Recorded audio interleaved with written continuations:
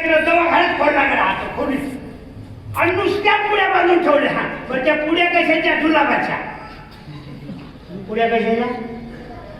जुलाबाच्या पुड्या. कोणी भरून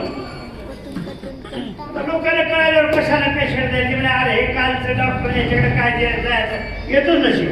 ते 15 दिवस बसलो बाबा तिथं कोणी येणं काय करतं बाकी. त्या गावात एक कुंभार होता.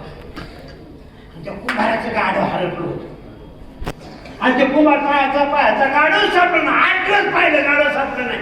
एक दिवस दुपारचा टाईम ते कुंभार थकून बसलं त्या ओट्यावर डॉक्टरच्या दवाखान्याच्या पुढं. डॉक्टर बाहेर आले. काय बाबा काय झालं? हो डॉक्टर साहेब 8 दिवस झाले गाडं हरपलंय पाहतो पण काय सापडत नाही. तेवढ्याला घबरावलं ते कुंभार मी डॉक्टर साहेब तुमच्याकडे काही औषध आहे का की ते औषध घेतलं की गाडं सापडलं. याला संधी ती झाली आहे की म्हणजे 5 पुढे घ्यायला लागते. 5 रुपयाला 1 पुढे आणि एकदाच खा म्हणे तर नाही गाडं सापडत मला ना. आता पुढ्या जुलाबाच्या काही संबंध आहे गाडवाचा आणि त्या पुढ्याचा.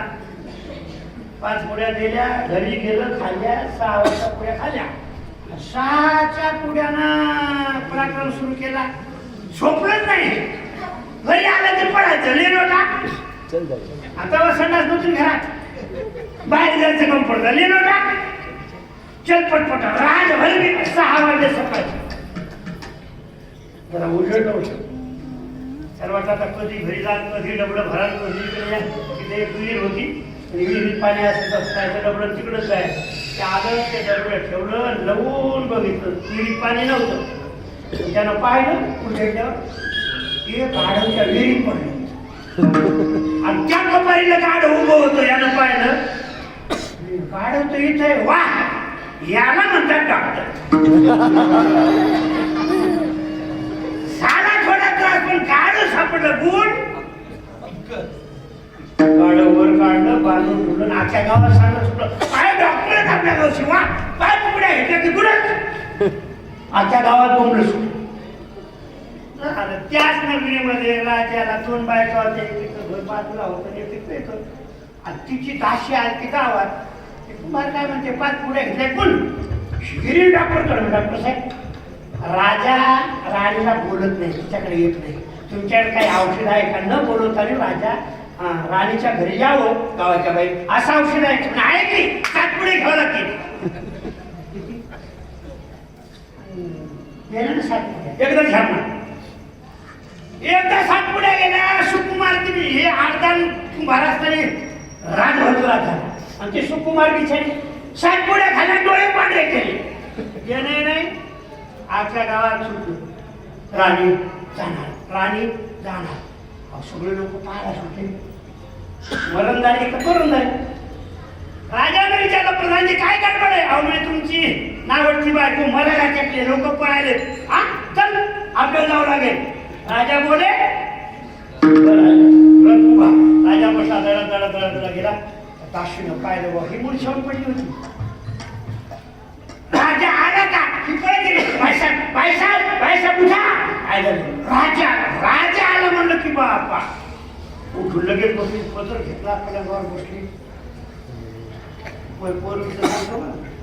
पूर्वी 2 वर्ष बोलत नव्हते म्हणून नवरा बायको कोणाचे दिसता. पूर्वीचा काळ 2 वर्ष बोलत नव्हते. एकदा जर खायला काय केलं बायको झाडू पडली. सावली दिसली म्हणून कोण आहे ती म्हणे मीच आहे. एवढंच घडलं. सकाळी उठली पाण्याला सुटली आणि मैत्रीण आली थांबूया.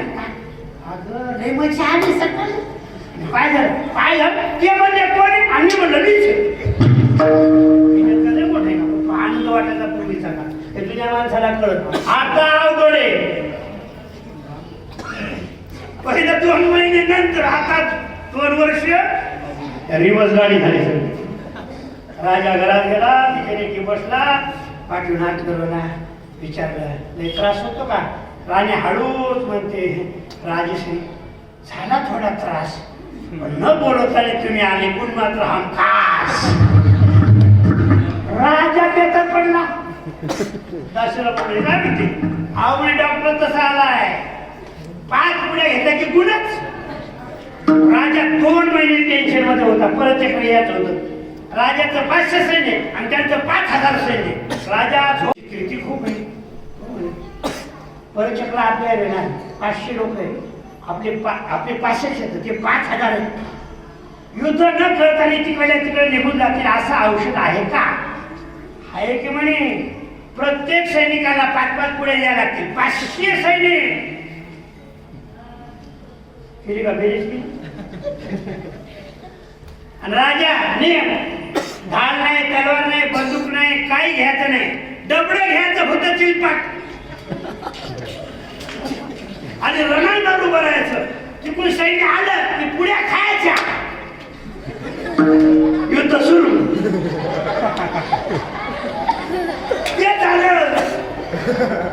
तिकडून सैन्य आलं तर तू पहिला हल्ला करायचा म्हटलं तिकडून ते राजाने कुणाला हा काही पुड्या खाल्ल्या, डबड्या हातातच होते, लग्न पळायला इकडं तिकडं. हे धडपड सुरू झाली का नाही? सैनिकाचा मुख्य बेन होता, त्यांना पाहिलं दुर्बिणीतून, अरे बापरे, मी ढाल नाही, तलवार नाही, काय नाही, याच्याजवळ चाकू सुद्धा नाही, आणि डबडी घेऊन पळायला. ज्या अर्थी धावपळ काढली त्या अर्थी कॉलराची साथ आली असली पाहिजे. आपलं सैन्य जरी यांच्यात मिसळलं तर आपलं सैन्य मेल्याशिवाय राहणार, त्याच्यापेक्षा वापस गेलेलं परचक्र निवारलं. तसं अभ्यास करताना, संस्थेत जाताना, इथं राहताना होईल थोडा त्रास, पण गुण मात्र हमखास हो. गुण येण्याला किंमत असते, आणि हे गुण येण्यासाठी त्याग पाहिजे, यासाठी भोग पाहिजे, यासाठी योग पाहिजे, आणि यासाठी जोग पाहिजे. लक्षात आलं? ज्याच्या दरबारामध्ये आपण आहोत, ज्ञानदेव ज्ञानदेव म्हणता ज्ञानदेव देतो, वासुदेवची होतो अखंड वदने व देतो. ज्ञानदेव म्हणता माया गेली सबुळ विलया, संत महिमा वरून किती, आणि जीव चालवली ताकद आहे, म्हणून त्या माऊलीचं भजन करा. ज्ञानेश्वर